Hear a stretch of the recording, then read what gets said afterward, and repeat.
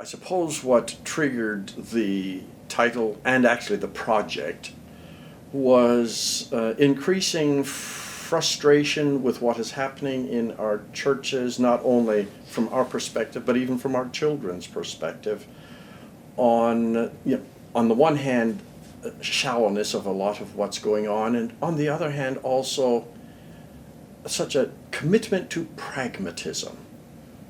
People are looking at worship primarily as a means of filling buildings. And in the process, I became convinced that we are far, far from the biblical view of worship. And I started exploring the subject about 15 years ago now. And it's changed the way I think about worship, how I handle worship in my own life. And it's also given me a passion to recover for the church biblical perspectives on the subject. There are a couple of things I wanted to accomplish in the book, or a couple of things actually that were driving me in this. The first of which is, in our creedal statements, we say all Scripture is inspired of God, all Scripture is authoritative for the church, and yet in practice, we have a very limited canon. And that canon is actually primarily the New Testament, but even within that, we have American evangelicalism has a more limited canon. It's quite Pauline.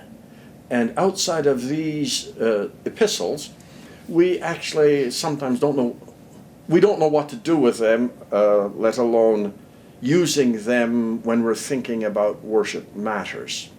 A part of the issue here, too, is the fact that if you look at the New Testament actually has very little to say about what we do in worship, if by worship we mean that which we do in church on Sunday morning.